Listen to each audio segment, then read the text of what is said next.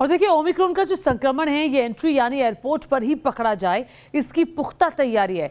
पल पल की निगरानी रखी जा रही है, लेकिन ये सिर्फ नए वेरिएंट के खिलाफ सुरक्षा चक्र का पहला चरण है। ट्रेसिंग से भी ज्यादा जरूरी है टेस्टिंग, क्योंकि ओमिक्रॉन के मरीज को पहचानने के लिए जीनोम सीक्वेंस टेस्टिंग करनी जरूरी है। आम कोविड टेस्ट में ये पकड़ में नहीं आता कि मरीज नए ओमिक्रॉन वेरिएंट से संक्रमित है या फिर नहीं है। आखिर ये जीनोम सीक्वेंस टेस्टिंग होती क्या है? हमारे देश में किन किन जगह ऐसी लैब है जो ओमिक्रॉन वेरिएंट को पकड़ सकती है, और ये लैब्स औसतन कितने टेस्ट कर लेती है, ये जानने के लिए देखिए news nation reporter Rahul Dabas की ये एक्सक्लूसिव रिपोर्ट, जिसके जरिए आप पहली बार अंदर से देखेंगे वो लैब्स जहां जीनोम सीक्वेंसिंग की जाती है।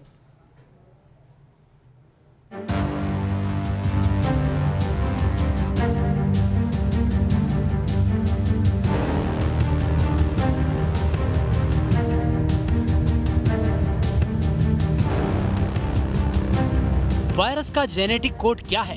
वायरस दिखता कैसा है? शरीर के किन किन अंगों को प्रभावित करता है? पुराने वायरस से ये कैसे अलग है और किस तरह इससे बचा जा सकता है? इन सभी सवालों का जवाब एक ही तरीके से मिलता है, जिसे कहा जाता है जीनोम सीक्वेंसिंग। जब दुनिया में कोरोना के नए वेरिएंट ओमिक्रॉन के खतरे ने सिर उठाया, तो एक और कड़वा सच सामने आया। सच ये कि आम कोरोना टेस्ट के जरिए ओमिक्रॉन वायरस का पता नहीं चलता, और इसी वजह से हर संदिग्ध केस के सैंपल जीनोम सीक्वेंसिंग के लिए भेजे जा रहे हैं। हमारे देश में कुल 30 से ज्यादा जीनोम सीक्वेंसिंग लैब हैं। इन लैब्स में 8 केंद्र सरकार की हैं और बाकी राज्य सरकारों की।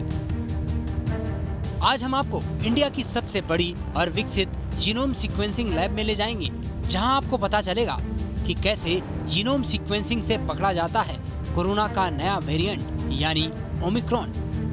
इस वक्त हम IGIB लेबोरेटरी मथुरा रोड राजधानी दिल्ली में मौजूद है। ये देश की सबसे बड़ी 3 लेबोरेटरीज में से एक है, जिसमें कोलकाता और वायरोलॉजी लैब पुणे को शामिल कर लीजिए, जहाँ पे सबसे ज़्यादा जीनोम सैम्पलिंग सीक्वेंसिंग होती है, जिसके ज़रिए ये पता किया जाता है कि भारत में कौन कौन से स्ट्रेन हैं। सबसे पहले कोरोना के सैंपल से उसके mRNA को अलग किया जाता है।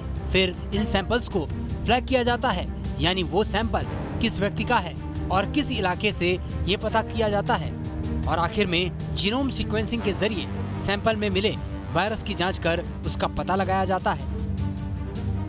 मोटे तौर पर जीनोम सीक्वेंसिंग का काम पता चल चुका था, लेकिन असल में ये कैसे होता है? पेशेंट से आप VTM में स्वाब्स निकालते हैं, वो स्वाब्स को से RNA आइसोलेट करते हैं, और वो RNA को लाइब्रेरी प्रिपरेशन बोल के एक साइंटिफिक प्रोसेस होता है, वो करते हैं। उसके बाद में ये जो आप देख रहे हो ना, मेरे पास है जो ग्लास का एक छोटा सा स्लाइड है, ठीक है, ये इसको फ्लो सेल बोलते हैं, जिसके अंदर वो लाइब्रेरी जो हमने RNA का बनाया था, कोविड वाला RNA का, उसको इसके अंदर हम माइक्रोफ्लूइड इसके थ्रू फ्लो कराते हैं, और ये जाता है इस इंस्ट्रूमेंट के अंदर, और इस पे सीक्वेंसिंग होती है।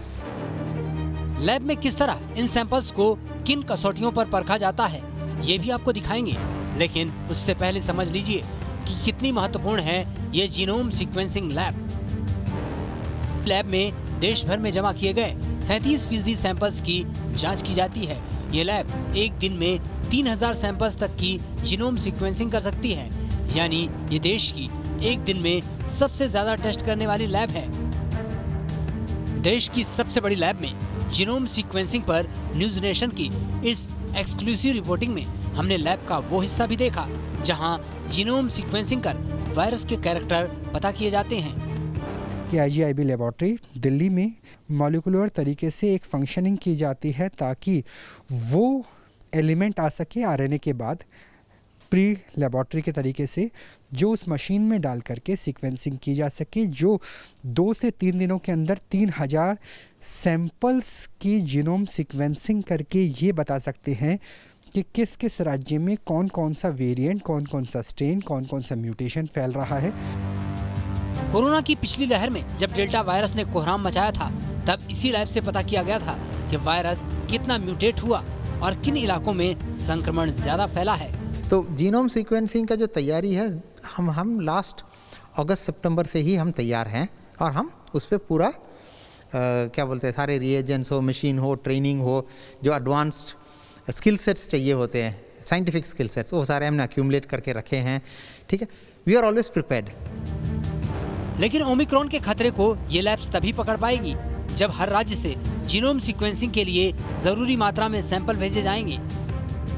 नवंबर 29 तक की बात करें तो महाराष्ट्र से सैंपल्स का 27.4% हिस्सा आया था और केरल से 9.9%, यानी 2 राज्यों से ही मिलकर 37.3% सैंपल्स आए थे।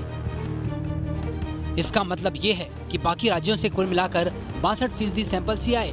हालांकि एक सच ये भी है कि महाराष्ट्र और केरल में ही कोरोना के मामले भी बढ़े थे, लेकिन अगस्त के आंकड़ों पर नजर डालें तो इस पहलू में कुछ राज्यों की लापरवाही भी सामने आई है। बिहार को हर महीने जीनोम सीक्वेंसिंग के लिए 300 सैंपल भेजने थे, लेकिन अगस्त 2021 में बिहार से सिर्फ 72 सैंपल आए। इसी तरह मध्य प्रदेश को हर महीने 629 सैंपल भेजने थे, लेकिन अगस्त में यह आंकड़ा सिर्फ 34 था। किस राज्य से कितने सैंपल आने चाहिए, ये उस राज्य में आबादी के घनत्व पर निर्भर करता है और आंकड़े साफ साफ बता रहे हैं कि कोविड की दूसरी लहर का असर कम होने के साथ ही जीनोम सीक्वेंसिंग को लेकर लापरवाही बरती गई। जरूरी है कि हर राज्य अपने यहाँ से संदिग्धों के जरूरी मात्रा में सैंपल भेजे ताकि पता चल सके कि कहीं चोरी छिपे ओमिक्रॉन नाम की मुसीबत भारत में प्रवेश तो नहीं कर गई। दिल्ली से राहुल डबास के साथ टीम न्यूज़ नेशन।